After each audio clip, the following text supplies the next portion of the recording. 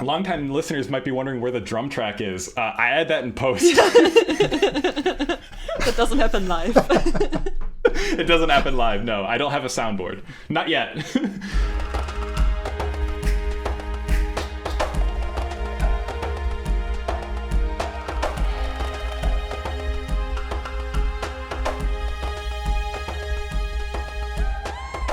Eywa'eveng and welcome to the Eana Mokri podcast, live from OmatiCon 2022. We just got out of a wonderful Q&A with Tyroom Ellingson, who was a concept artist on the first Avatar film, specifically for vehicle design. But on top of all the excitement, we are actually doing this in front of a live audience for the first time, so they all get to see how the process goes. And then also, if that wasn't enough, we also already got 2 blog posts from KP in the time since we recorded the last episode, which just went up about a week ago. So we have a lot to get to, so we should jump right into it. We got a full house today. I'm here with Willem. Kalt-e. Eana. Kalt-e. Loomps. Kalt-e. Awe. Kalt-e. And I'm Pomadik. So, frick, where do we even start? So, let's just get the blog posts out of the way. So, there's been 2 language updates from Paul Fromer. The most recent one, I think we can actually probably discuss first and the quickest, which was a compilation of messages that he had received via email and sort of just published on his blog just to make sure that everyone has them. Among them was finally dispelling the oldest issue in the language space, I think, which is just the verbs whose transitivity was unknown. So finally, there's no just V's. Yeah. That meme can die, where it's just like it's a picture of Paul Fromer with the sunglasses and it's just V. Deal with it. Yeah. Yeah, it feels great to finally know what transitivity they are, basically, like either intransitive or transitive. So that's just a nice feeling, finally. Thank you, my boy. More work for the guys at the dictionary end, but yes, finally, yay! Yeah. So on the dictionary end, I know Plumps, you work with the leNa'vi project. Our chief dictionary correspondent. Yeah, chief dictionary correspondent. Yes. Plumes. So did you guys just have like a field that was just like you had intransitive, transitive, modal, and then just V, or is that just something you just manually typed in per verb? Like, did you have to make a special case for the unknown transitivity verbs on the dictionary side of things? It developed. At first, it was just that we typed it in, but now it's just like a drop-down menu, and then I can go in, edit it, and say it's not V anymore. It's intransitive or transitive. Wonderful. I remember a while back I was working on building a minor dictionary bot for Kelotral, which has since been replaced by Willem's much better bot. But I was skimming the leNa'vi server for all of the everything. And I remember I pulled up the list of all of the V verbs and sent it to Plumes to be like, here's the list of them in case you were wondering. Which was very helpful. Thank you. What's also interesting is that the list of V verbs did not actually correspond between Rekunyu and leNa'vi. We had some verbs that were marked as V in one and not in the other. So now they are all resolved. I'm very happy with that. Consistency. It's true. And let's never talk about it again. Yes. So just as a following point, personally, none of these transitivity definitions surprised me, except for one, which was the transitivity of sat or squirt. I could have, if you asked me, I would have said that's transitive. The direct object is the thing that is being squirted. Yeah, but I mean, ouais. to vomit is also intransitive, right? And I've actually wanted to use that transitively before.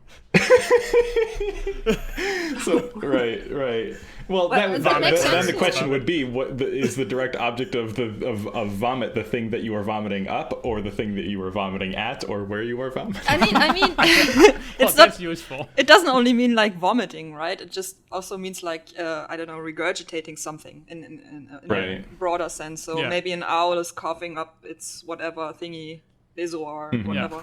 So I think I know. I think I know the reason it's intransitive is specifically so that you have to be more specific in order No, to it is determine both. things. Like, Mafrapo, it's both. yeah, it's like because Oh, it's with actually transitive. Sorry, I'm spreading misinformation. Transitive. Wow. what? Okay. Whoa. We're live. You both. can't make these kinds of mistakes. So usually we would cut this kind of stuff out, but now, Yep. well, Exposed. No. It has to go Going in into now history. because now Plumps' correction won't make sense Yeah. if we remove it. Yeah. But anyways, Well, I'm usually talking shit, so. Okay.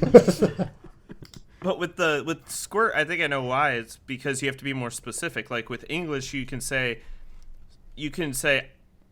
I squirted you with water, or I squirted this water bottle, or like you could be, can, the quote unquote direct object can be several meanings of the word squirt. Yeah, it's a little bit like what we have had a few months ago with pound, I think, where the English sentence structure is a little bit strange. Yeah, like that at least that would be my guess as to why it was decided to be an intransitive verb. and just to correct myself earlier, I didn't mean where, I meant v'nga. Got it. Very, very different, but equally Yeah. vivid. Of course you did, verbs. Moment. Of course you did.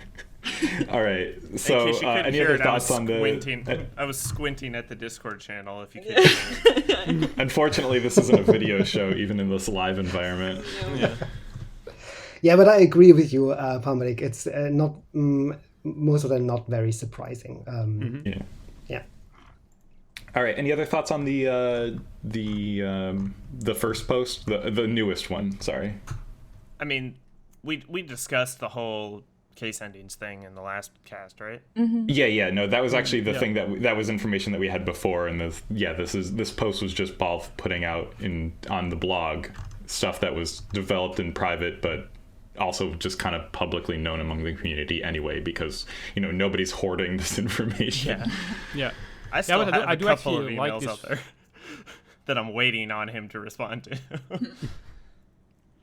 I do actually like this way of working because now there's an official blog post and not a random forum post forever. Right. Yeah. Yeah, and I'm all for just information kind of being everywhere. Maybe So- eventually the blog post that I was told about ow will eventually come out, or Yeah. Yeah, Paul has a habit of saying in email correspondence that he will get to this soon, or that it will be on the blog soon, and then it kind of can disappear. For 11 years or so. I feel that. But anyway, so we're gonna get to that. Enough about that. And then on New Year's Eve, right before the end of the year, you posted another update, As is tradition. As is tradition. With a whole bunch of new vocabulary. I loved all the vocabulary in this post. Did you make a tier list? I always make a tier list. I always make a tier list of new vocabulary of just like, this was an amazing word. This word was pretty good, but not useful. And then it's like, this is like, I'll never use this word. Oh man, tier correspondent. Okay, Yeah, let's hear it. I am the tier list correspondent. So I'll just get right into that. My favorite, without a doubt, from this is Zam Mizam. Oh yeah. For completely or 100%, literally 64 and 64, because octal. I could tell it makes your inner etymologist happy. Yes. any etymology thing will always make me happy, but this is not only etymology, but it's an expression, and we've been using zam, like that emote that's like a play on the 100 emoji for a very long time. So like I resonate with this. Yeah. This feels validating. Did it come from you, maybe? No. I can promise I had nothing to do with this. I'm again squinting at the Discord. Yeah, none of the vocabulary. I haven't submitted any vocabulary in quite a long time. My most recent vocab question has been about language words, but yeah. Did anyone else have any other standout words or things that they wanted to point out about these? I mean, it was quite obvious that there are quite a lot of words connected to water in some way. Yeah. Which is definitely hinting at the sequel, I would guess. My Somebody's favorite. been busy thinking about water. Yeah. My favorite though was tick, because it's an. I love tick. It's a very useful word in a way that it is usable. Tick. Yeah, it just sounds great in my opinion, and it's also pretty useful because it's a conjunction as well as an adverb. So yeah, And it's a synonym. yeah, that too. Yep. I like synonyms. Yeah. I can't help it. All right. Yeah, Well, but indeed I don't it's- like synonyms as much as you, but I do love tick. Yeah, I like synonyms because it means that the language has evolved to a point where we can get more complex with nuance. And Right. I love getting complex with nuance. If there's anything that I've learned from my time in this community, I think most of us enjoy getting complex with nuance. I think I love getting complex with nuance is probably the most Awe thing you have ever said. I know, right? I always. was gonna say, it sounds like me. Yeah. This is The something that science only was fun. Awe would say. It's like, But yeah, no, there's definitely a whole lot of water stuff. I went out of my way to try to study these vocabulary words in particular, because there's no way that at least half of these aren't getting used in the sequels. oh yeah. I like that And, we have save as in terms of saving money, saving time. Yeah. But also the other save, because that if he didn't put both, there would be mass confusion. There would be so many people using one instance of save for the other because English. Yeah. And in this case, there's 3 different saves. There's No, you have 3. yeah, there's Zong. There's it's another one of those Wait, 3? instances. Yeah, there's Avun, Taurep, and then we had Zong, Oh, yeah. which was Yeah, more I mean, defend. you could definitely use Zong in some instances where you would use save, because save or defend. And then we also have that Taurep can also be used as an interjection, Help meaning me. help. Yeah, that's definitely faster to say than Strungsiwaru. Yeah, that is something that actually bugged me initially about the language, actually, is to have the lack of a quick interjection for help, which is basically universal in all languages. A social distress signal is that just exists in languages because it's a supremely natural thing for sentient beings to need to do. Yeah. Yeah, we I need mean- more of these. One that I need in particular is the one that you would say in English, the discovery particle, however you want to call it. Right. We don't really know how we say that, and I mean, I there's see that rolling Tolel. every Tolel. sentence. Yeah, you can say tolel, I know, but it's 2 syllables. It's not the same Yeah. sound. I feel like that there needs to be it needs to be easier. I mean, 2 whole I think syllables. Preposterous. Yes. I agree though, because it's something that I've noticed when I've had leNa'vi conversations is when there's confusion or somebody's not understanding something for a minute and then they understand it, they usually say That is At true. least I do.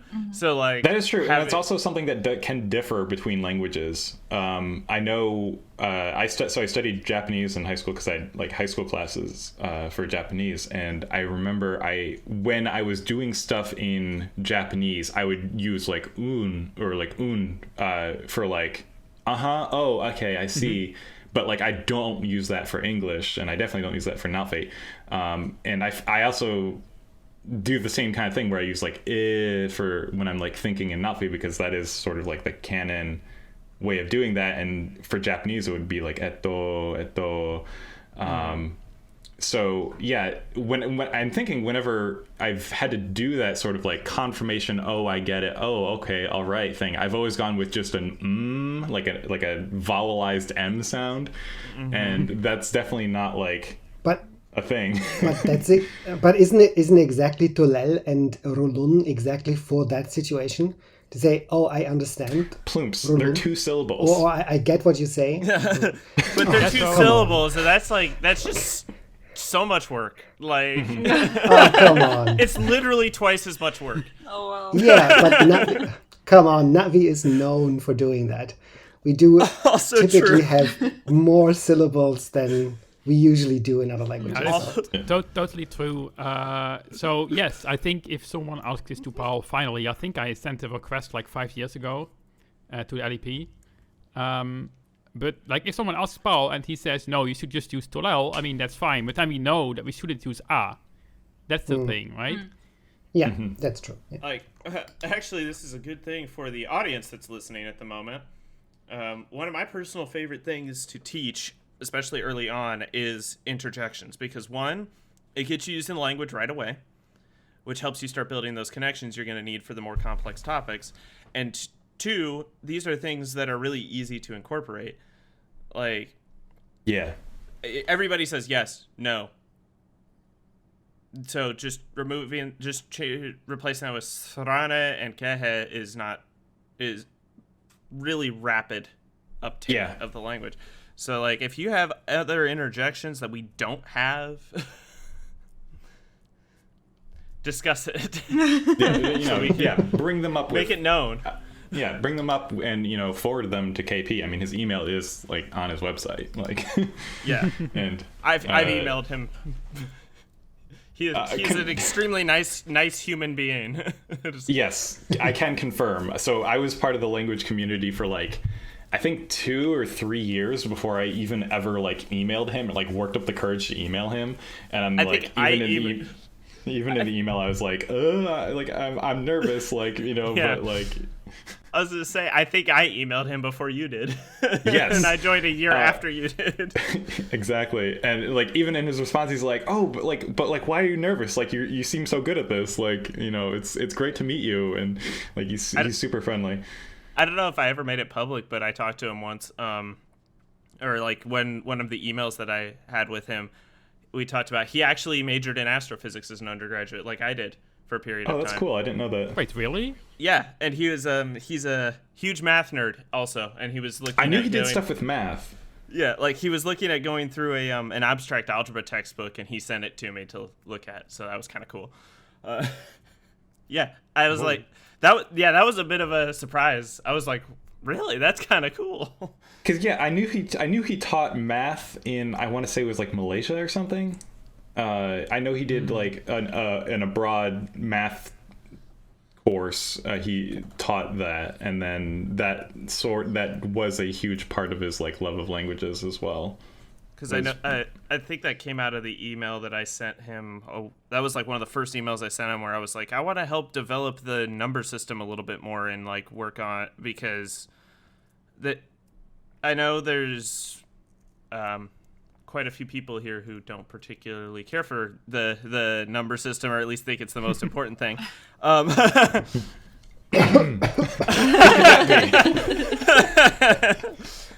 I was like, I would like to develop it a little bit. Like, I mean, I'm not saying, we need to have calculus in leNa'vi, because that would be ridiculous.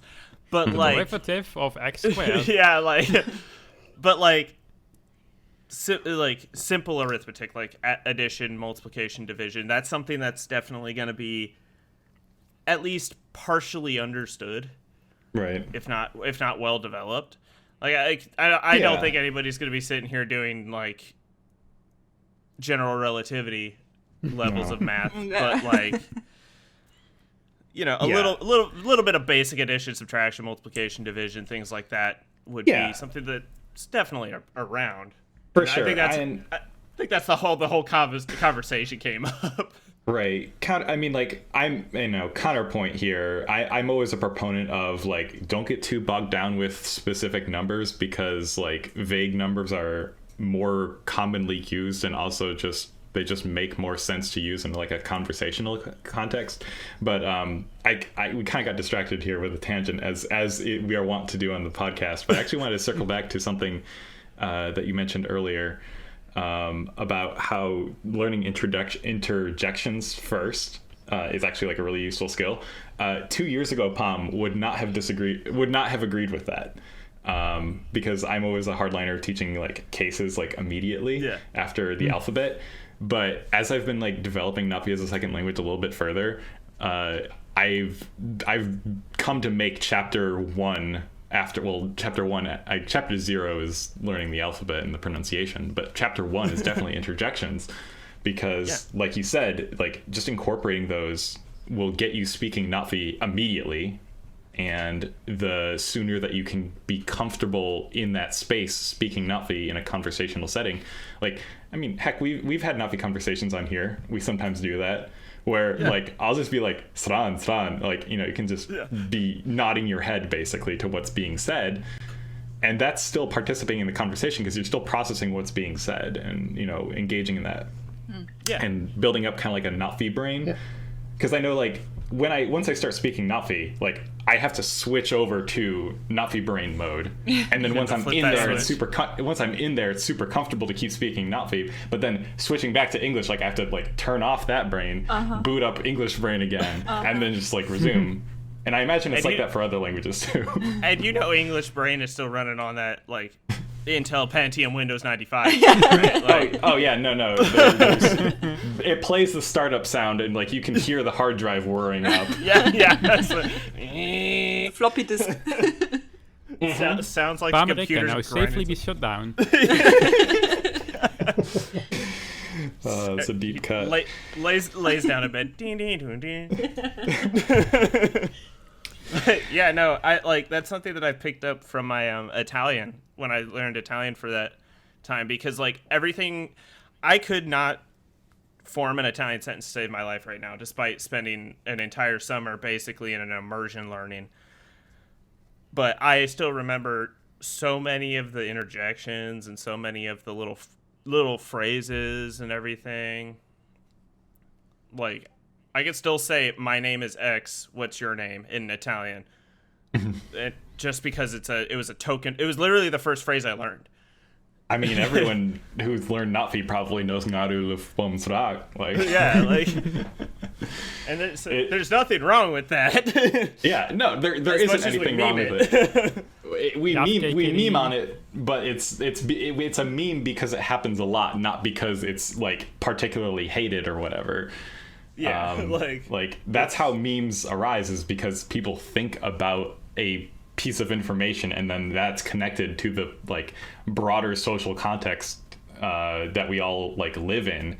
I mean, if you watch meme trends over the last decade alone, they have trended towards like, here's a funny picture that clearly displays an emotion that we all like understand, and here's a caption for a situation that we all understand. Let's relate these two ideas. There's a reason that the So Relatable Tumblr was so popular for so long.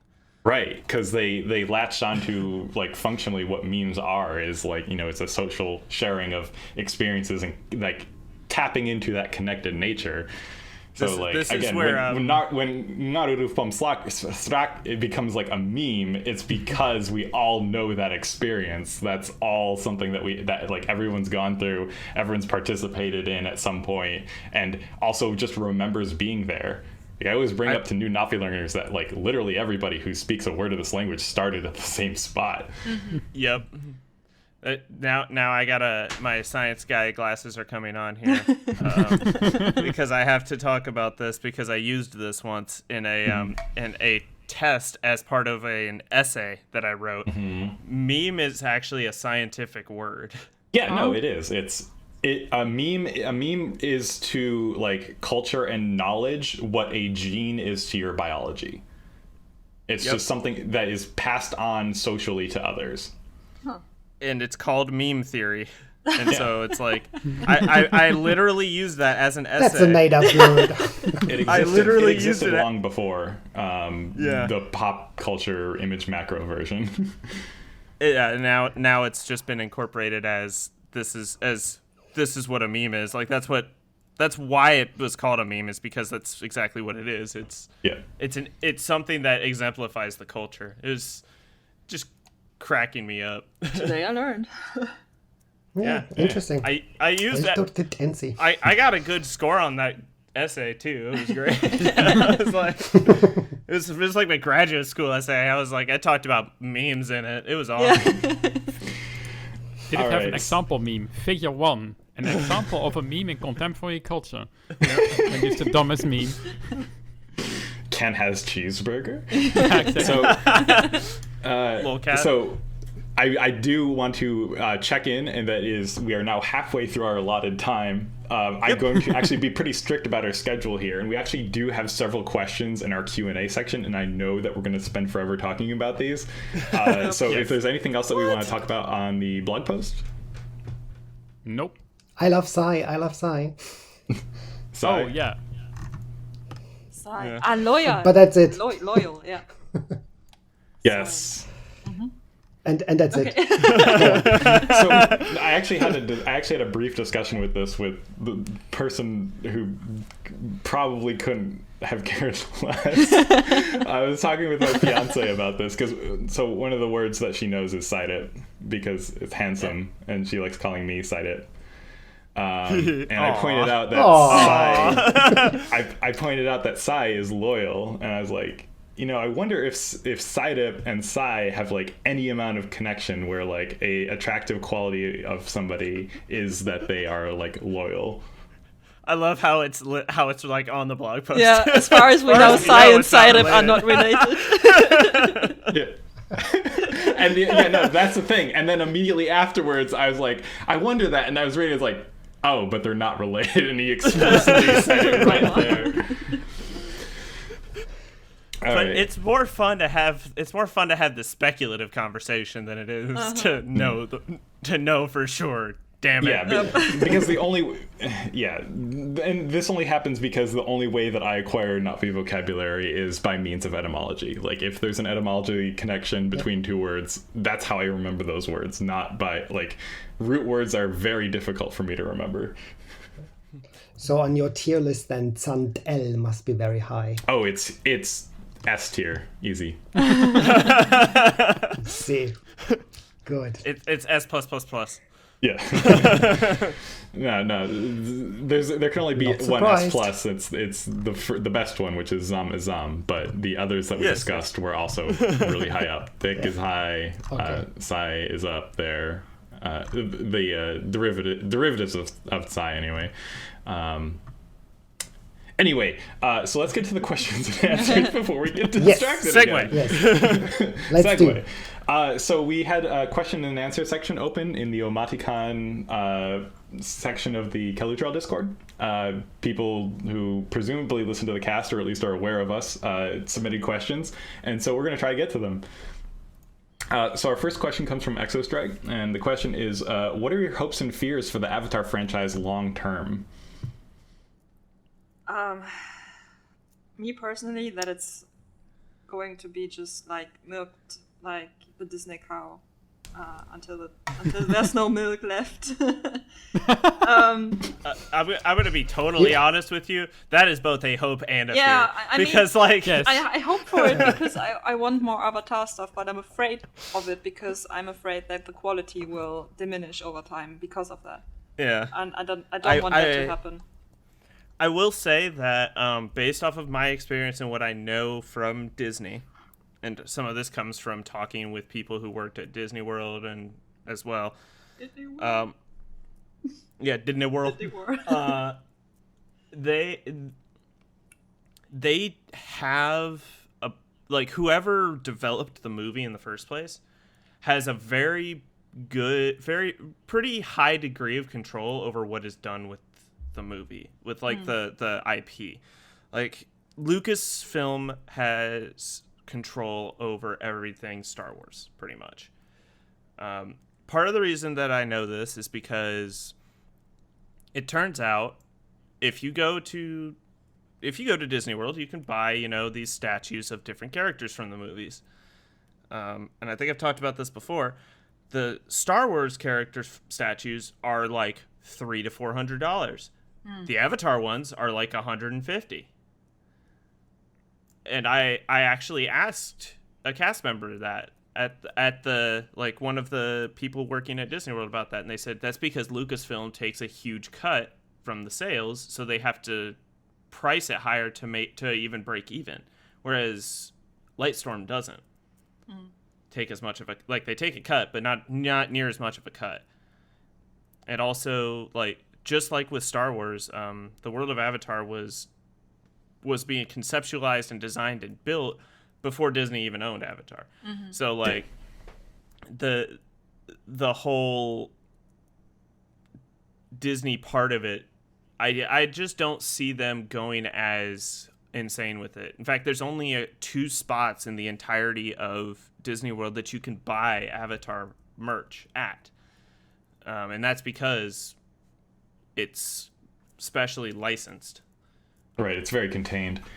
I kind of share the same worry that Eana has, where, like, you know, it might get milked into the ground and, or, you know, exhausted, and people will go from, like, nobody cares about Avatar to everyone is sick of Avatar. And that like sudden transition of, like, how people relate to the Avatar series or whatever, like, you know, in the broader cultural space. Though I could hear the alternating capital and lowercase letters with that. I'm gonna read it. Yeah. I'm gonna read it like that from now on. But the thing I have that's tempering that fear, though, is I feel like the phase that Avatar is in is roughly where, like, Star Wars would have been back in the, you know, the time of the first couple of films, where it's just like, oh, this is still a relatively new and fresh thing, and everyone's, like, really excited about it. And I think by the time we get to the Avatar 5, you know, maybe people might be a little bit fatigued of it, but I think there's still a bit of a newness to it that a lot of other intellectual properties that, you know, Disney et al. Have access to, that, you know, where it has been oversaturated and for a very long period of time. I mean, I'm going to be perfectly honest, like, Lilo and Stitch has gotten very close to that. As much as I love Stitch as a character, they have put him on everything. Like, it has gotten to the point where I'm like, okay, calm it down, guys.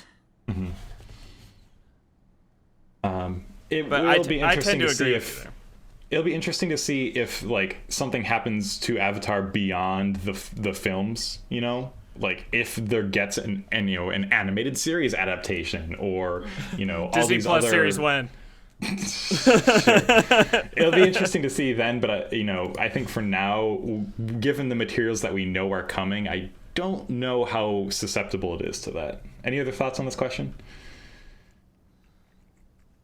I mean, honestly, Eana's pretty much hit my thing. Like, I'm curious to see what Disney does with it, and I'm both excited and I'm both excited, a little bit scared, but mostly excited because, like, part of the reason Avatar didn't get as much press, so to speak, has been because of the fact it wasn't treated like Star Wars and immediately merchandise out the ass. Yeah. Which, you know, is not a bad thing, but still, like, it would be nice to. I've had it compared to Star Wars so many times it's not even funny.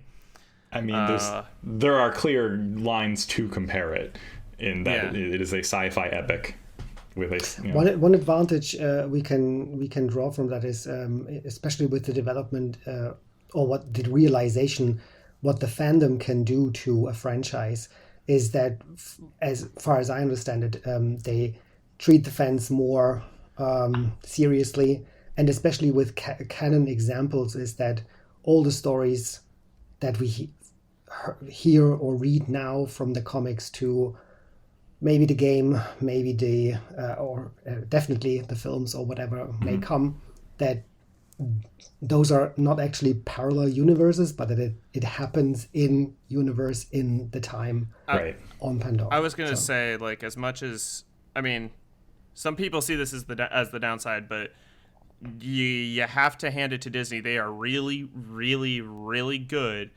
at keeping a franchise self-consistent and keeping it and making it engageable as much as possible and keeping people interested.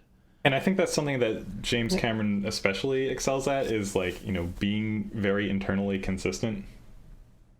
I mean, to make something like Avatar, you have to have this high degree of internal consistency. So I do believe, especially moving forward, I think the first wave of Avatar games, which was an absolute debacle of canon, but I think moving forward it will be more closely guarded, and I think the canon will be much easier to follow.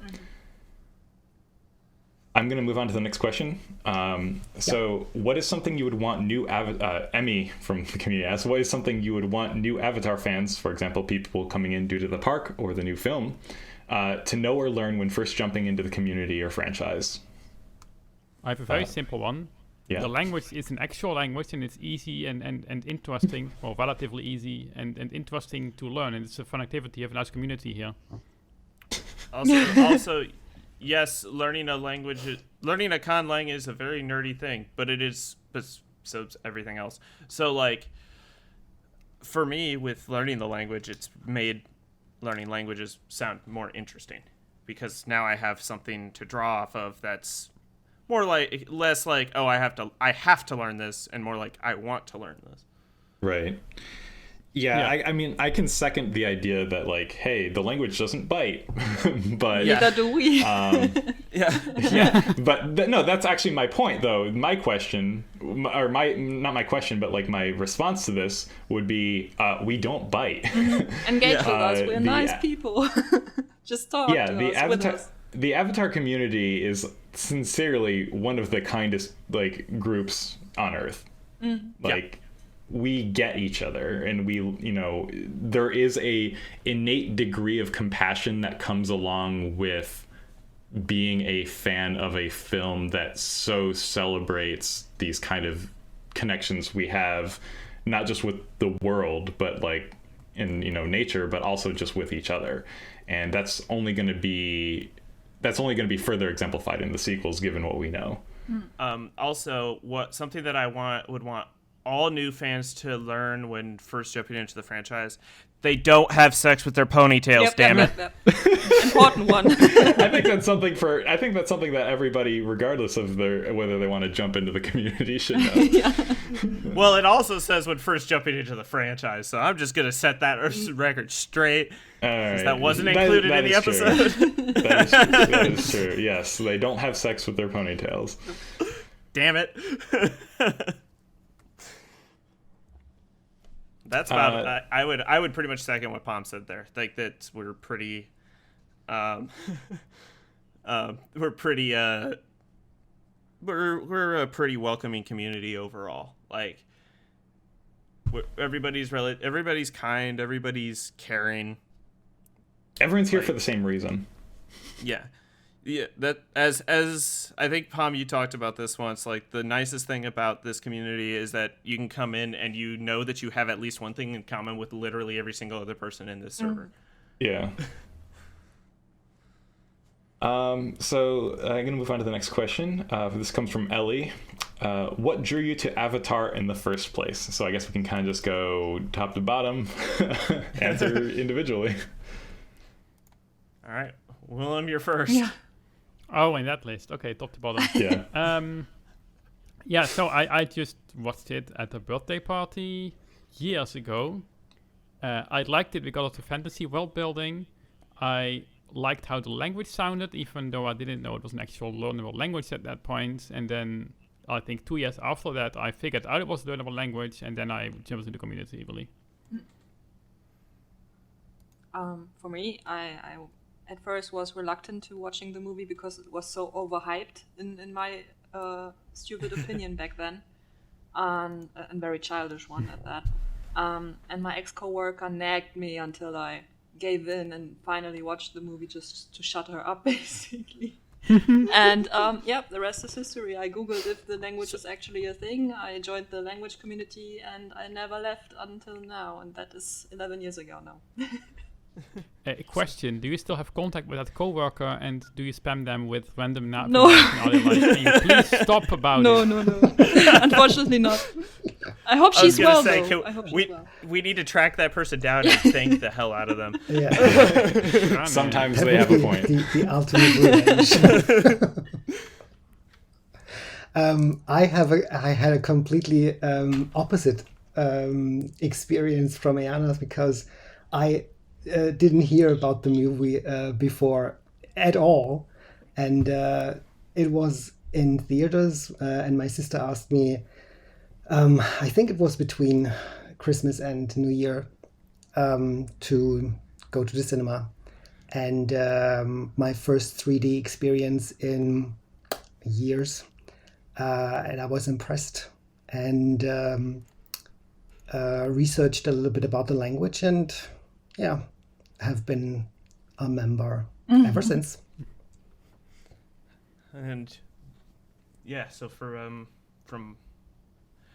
my end, I first watched it in theaters, and I don't even remember why we watched it in theaters.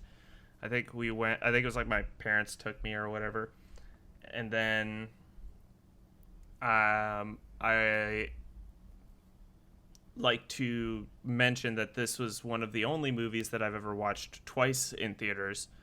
I rarely watch movies multiple times in a theater, but this is one of the few. And I just, in terms of getting into the fandom, I got more and more into it after I went to Disney World about, what would that be, like 4 years ago now? It was right around the time you joined. It was a long time ago. It's always been my favorite movie. I mentioned this briefly in a couple of different places, but the and in the last podcast, the post Avatar depression thing, the post Avatar syndrome, or however you want to refer to it, definitely hit me really hard. So despite it being my favorite movie, I purposefully avoided watching it in order to avoid being put out for a long period of time, because it would last sometimes a week to 2 weeks, where it was extremely severe depression to the point of barely being able to do anything. Which, and I think I mentioned that last time too. And that's previous episode. Yeah, that's been gone ever since I joined here. So yeah, that's I first got into Avatar just by watching it and liking it. So I got into Avatar, let's see. I remember seeing some interviews with Sigourney Weaver on like the Colbert Show and Daily Show, because I would watch those with my roommates. And that's how I found out about Avatar, actually, because I was a huge Ghostbusters fan in high school. So I was like, okay, that's a film I should probably watch. And then over Christmas break, I was in college at the time. Over Christmas break, my family was like, well, we should go see a movie together. And my family is terrible at making decisions. So by simply saying, I don't know, Avatar looks cool, that was the decision. And so I watched it, loved it. It influenced all my like creative works for the next decade. But I didn't really get into the language learning aspect until like 2017. I had been trying to learn several languages because they fascinate me, but I didn't stick with any of them. And so at one time I was just like, it'd be super on brand of me to try to learn Avatar language. So I made an effort, and then now I'm here. Yep. I was gonna say, unlike I actually knew leNa'vi was a real language for a long time, and I don't even remember why I knew it, or like how I learned that. I think it was kind of just part of a broader cultural zeitgeist. Like, kind of everyone knew that leNa'vi was a language. But it was like relegated to like the same categories like Klingon and Elvish. Which, I mean, Klingon, that it relegated to the same category as Klingon was exactly what Mr. Cameron wanted in the first place. So. Exactly. So, mission accomplished. Yeah. So the next question, what do you enjoy most about filming Eana Mokri? Or recording, as we do. Yeah. Talking with you guys, talking about Avatar. Aww. Blue heart. Yeah, that's honestly, same here. Like the tangents are half the fun of the podcast. Yeah, I mean, I stress out about like the production side of things a lot. Like, anytime there's like any audio issues or whatever, like I'm always freaking out. And then like I always try to make it I make it bigger in my head than it maybe possibly is. But so right now you're coming through really quickly in my yeah, I've been that your recording is fine, but I certainly hope so. I don't actually have a way of checking, so this is either going to be terrible or amazing. But I anyway, figured it is probably just internet. But yeah, no, my favorite part is the people here. Like, I was friends or associates with all of these people before we did this cast, and just being able to chat with them is always like, I always come out of that just my face is red from laughing, and and like, so that question was from Novak, and that also kind of piggybacks onto Tiretan's question, which is, after years of Eana Mokri, how do you feel about the past and the future of the podcast, and has it helped strengthen your relationships, and if so, in what way? I hate you guys. No, just kidding. No, right. Of course. No, I mean, I just feel like after so many episodes, I've gotten to know you guys a bit better, and it still doesn't get boring. I mean, like, as Palm said, I feel like we were all, most of us were friends, or at least relatively good acquaintances early on before we started the podcast. And then as the podcast went on, we've kind of grown closer and become closer friends. And yeah, I see. Although there's an ocean between us. And that ocean can make coordinating recording very difficult. Yes. yeah, that's the only thing. Yeah. Well, depending on which schools I get into, me and Palm may be closer together. But anyway, I mean, we're in the same like country. That's the thing. At least we're in the same country. Yeah, like half the cast is in Europe and the other half is in America. So like coordinating times has been very difficult.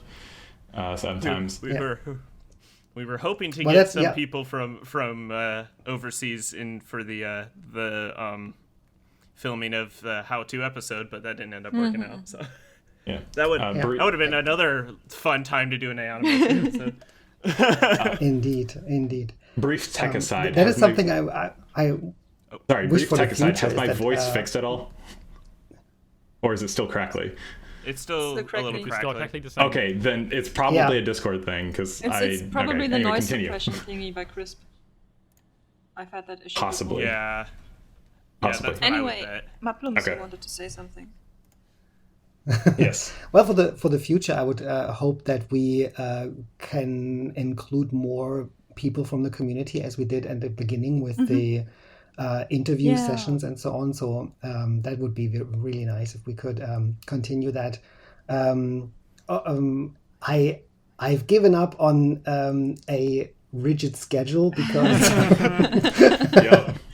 because I Schedule. mean, What is that? what is that?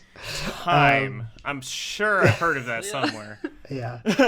I mean, I think it's more feasible now that the year of the release draws closer and more news will come in. Yeah. We were dependent in a way on news and on stuff that's going on there with Naviteri and so on.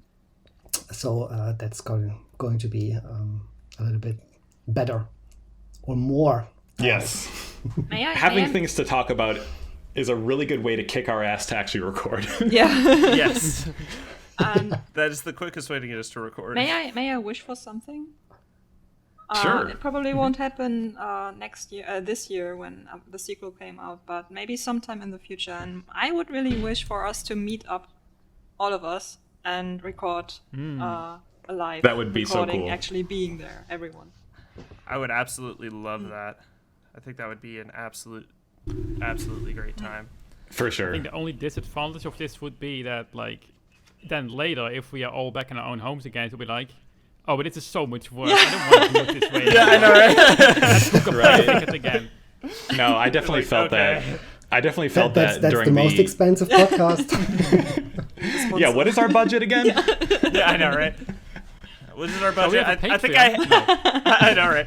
I think I have about like $1 somewhere around here. Hold on.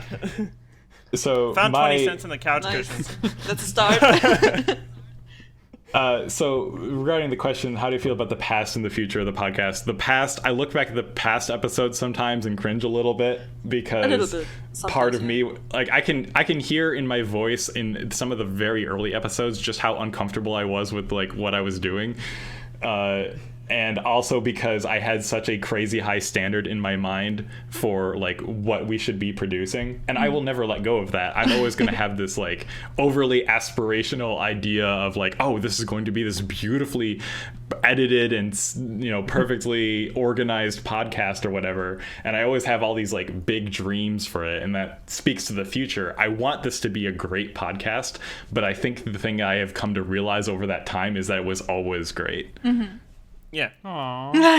No. Yeah. That's very wholesome, I have to say. Yeah. That goes back to some of the feedback we've received, which is that a lot of people have said that they like listening to it because it feels like listening to a bunch of. It feels like you're hanging out with your friends in a room chatting about something you like. Because Right. I'm going to be honest, that's exactly what the podcast is. It's a bunch of friends chatting in a room about what they like. We just record it and put it on the internet. All right. So the next question comes from Racerhorse. Do you have to be involved in the language to understand most of the Avatar? Immediate no. Yep. Yeah, that- Yeah, you don't have to be, of course. It's a hell to the nah, to the nah. But that said, it does enrich the experience because Yes. there'll be moments in the film that aren't subtitled just because it's background chatter, but the background chatter directly relates to what's going on. Or there will be like the way in which a sentence is translated for the subtitles is intended for sort of the broader audience of just like, what are they saying? If it's story relevant. But like the way in which they say it, there is a lot more nuance to the way that Na'vi is spoken than can be made clear in a simple subtitle. Like there are elements of the Na'vi language, not just limited to the mood indicators, but other aspects of it that you get more out of the line if you do understand it.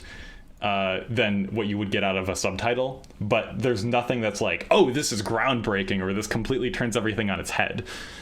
Also, slightly maybe counterintuitive, the main characters actually have worse spoken Na'vi than the extras, and the extras are never subtitled. So Yeah, for sure. And So also, there are elements in the Na'vi language that sort of give a window into Na'vi culture. Like the ways in which they express certain things, like the fact that there's like a bunch of different words for all the different ways that waterfalls can manifest in the world, because like that is such a integral part of their experience. The waterfall discussion again. yeah, I love the waterfalls. Yay. The fact that unlike like in most cultures on the planet, we have 5 base senses. or 5 base tastes. With leNa'vi, they have 5 base smells. Yep. Like that's something that's very unique. Oh, they have bigger noses than us. Yeah. Probably the sense of smell is better than ours. Also, how like the Biology. yeah. That's biology for you. Yes, exactly. Also, how like some of the creatures' names come about are derived directly from the language, so it helps you think about how they think about their world. So, like I second what Pom said. It's not necessary, but it definitely enhances the experience in some ways. That's not to say you can't. That's not. We're not going to sit here and say you're not a true fan or any bullshit like that. Yeah, we're not gatekeeping. We're not gatekeeping here. We can talk about that when they translated the movie into Na'vi, and then there's an audio track, Na'vi Na'au. Yeah, like please do that. Yes, We're producing Avatar 2. Please do that. Yeah. I will pay money for that. I was to say, we will help. You have an entire server full of people who are willing to help you with this. Yes. You just have to record it. Literally, just ask us. Yeah. We will pay you to have us make the translation for you, Willie. Yep. So, like there is that is the only thing holding it back. But, I wanted to mention because we're getting to the end of our time here. Yeah. I wanted to mention to everybody here that if you have more questions, we do have a Discord that we record in that we technically. That we have a general chat in there. Right. And if you want to be featured on the episodes and an episode in the future, just drop by. I'm going to point at eyanamokri.com and just hope that there's a link to the Discord on that. I don't know about that. But if not, I will see to it. We haven't. Okay. It's and there's the YouTube channel and there. so on. It's there. Oh, nice. Okay, cool. I thought about that. Awesome. We don't plug it very much because most of our audience is on Kilotral, and that's where most of us spend most of our time anyways. Yeah. But, we benefit greatly from just how well connected like the Avatar fan base is. Like if there is something new, everybody knows about it within the hour. So like a lot of people kind of like already knew that Eana Mokri exists. I think the Discord server is definitely something we don't talk about, mostly just because it's again it's our glorified recording booth. But yeah, I mean, heck, if you want to join and ask questions, we'd love to have content to babble about on future episodes. Yeah. If you have ideas for episodes, we've been wanting to. Something we've talked about a couple times is we've been talking about maybe doing once in a while shorter episodes about specific topics if you have topics. Yes, we'd love to do shorter episodes.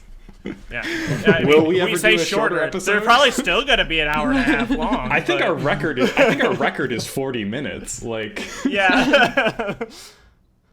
Anyway, speaking of going over time, I'm going to quickly get to our last two questions. Will we make some memes with new Avatar content? Obviously. And that comes from Infinity Energy. And then Cricket asks a follow-up question. Infinity Energy, I think that's your job, isn't it?